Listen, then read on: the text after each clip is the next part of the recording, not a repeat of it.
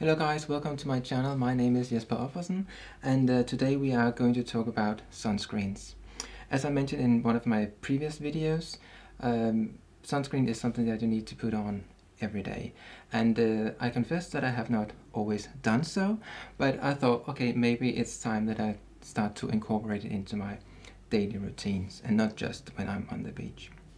Anyway, I don't live in a southern hot climate anyway, but still you need to have a daily UV screen on your face in order to avoid the dreaded age spots, which no one really likes. Anyway, okay, so let's dive into it. First, I thought to myself, okay, you need to find a sunscreen that you would like to use, and what are the criteria for which one you're gonna choose. I don't want to be shiny, I don't want to smell like sunscreen, and I don't want to have this sort of sticky feeling on my face. So I looked at various ones, and the first one I picked up was the Garnier Ambre Solaire, and I took that one because first of all it was a SPF 50 and it was high protection, it was UVA, UVB and long UVA, and it was hypoallergenic and non-greasy, non-comedogenic. 24 hours hydration, anti-pollution, could be applied over makeup as well. Okay, I tested this one out, and to begin with, I felt, okay, feels kind of like nice, it's not greasy, and it's not, you don't get this sort of white cast, or at least I did not feel that. One thing I found out later when I've had it on all day was that at the tip of my eyelashes there were some white dots. This means when you take this product, you shake it up and you put it on your skin like that.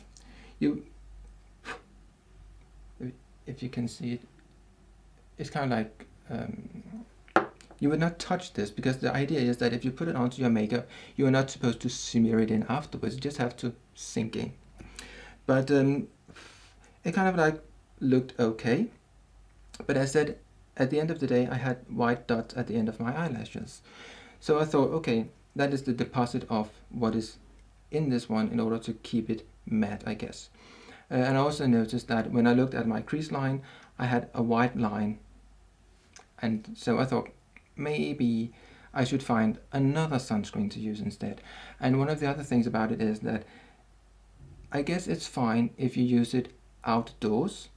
If you use it indoors, in a confined space like your bathroom, you need to hold your breath for quite a while so you could get out of the bathroom, and then a couple of minutes later you maybe be able to get back in. I mean, this smell is, in my opinion, strong, too strong. Okay, I went on and I looked at various YouTube channels in order to get some inspiration as to what to use. And I do watch Lisa Eldridge quite a lot, and she recommended various brands. There was a brand by Thomas Roth, and that was a mineral powder one, and I thought I would like to try that one out. It turned out that it was not that easy to get hold of here in England, so I looked at some of the other products that she recommended, and she often spoke about the La Roche-Posay and said that they do some really nice sunscreens that she had used over the years with great success. I went down to Boots and I thought, okay, they have this thing that you can buy 3 products for 2 products price. So I thought I would take 3 different ones. So I went in and I bought the Avène, which was for a sunscreen for sensitive skin. And they have 2 lines. They have this orange line and they have a white line, looks like this, which is mineral based and without perfume and all this other stuff that might irritate your skin. So I tested them out, and the first thing I noticed was the smell. I never put it on my hand. You can kind of like see that, okay, that was maybe a bit much. So you smear it out,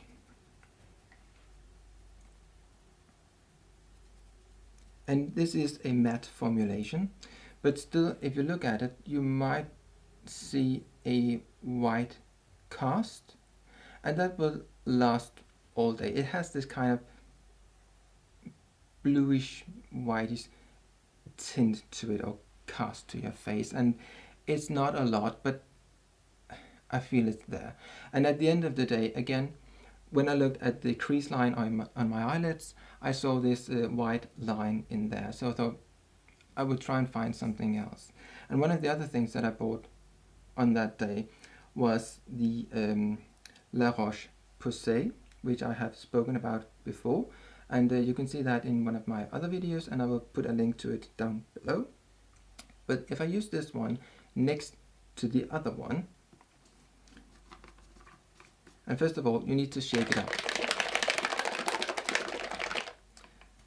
And this, as I spoke of in the other video, is a bit very liquidy, and you can see that if I pour it onto my hand, whoops, it kind of like drips.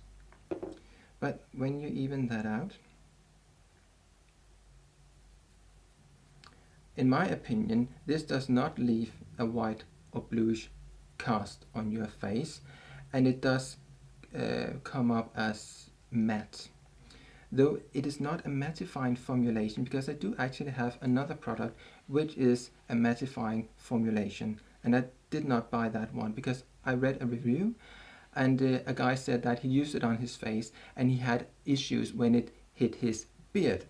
So it would give kind of like, just like if you put a foundation into your beard, it doesn't look nice. So this has now sunk into my skin, and maybe you can see the difference. So you have the La Roche-Posay on this side, and you have the Avène on that side.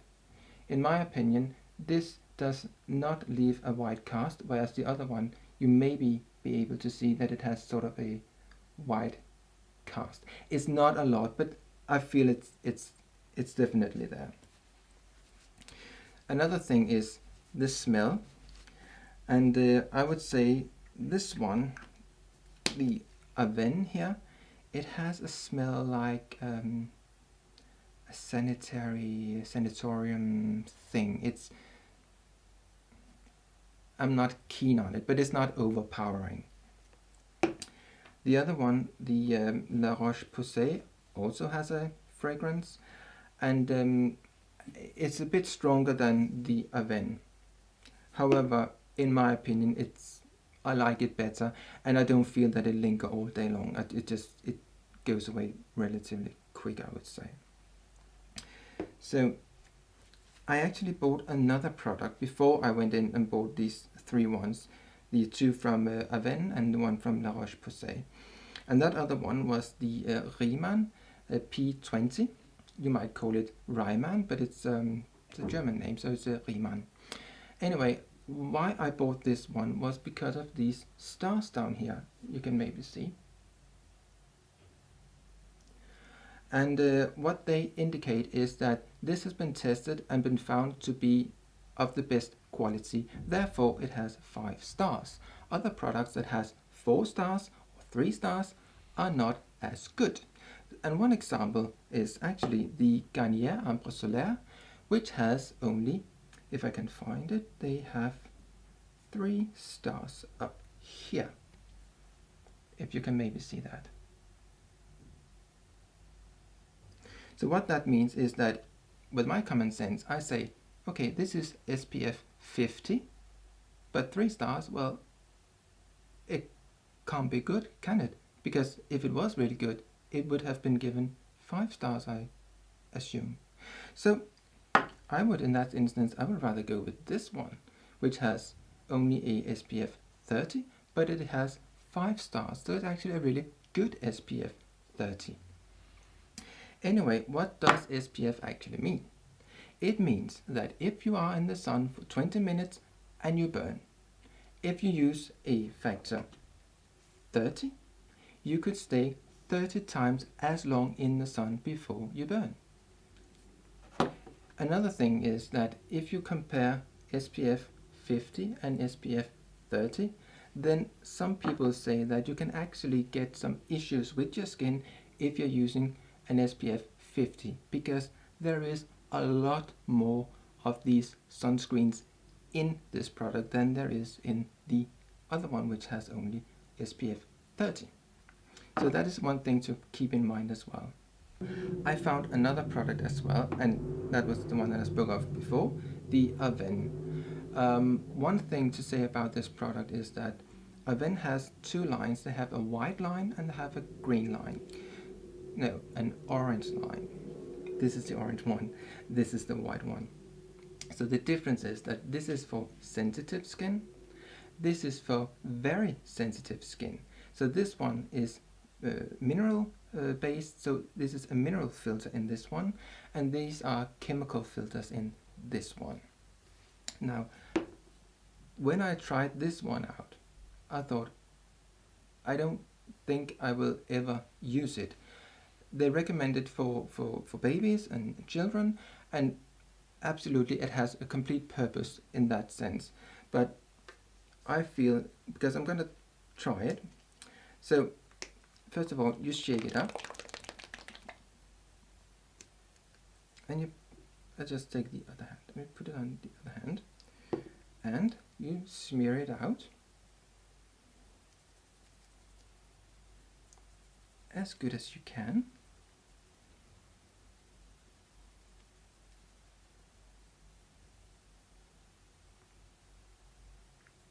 And it takes some smearing, I guess.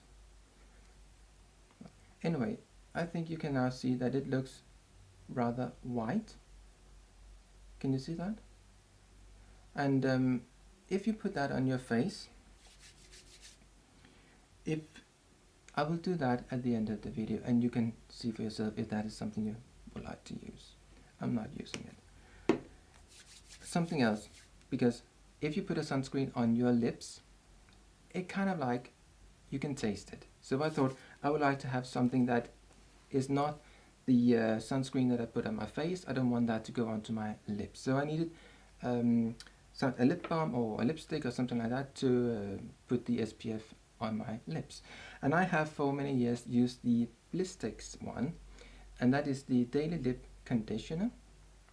I have tried some of their other products and I always come back to this one. I think this is the best one, and that's the one I'm wearing at the moment.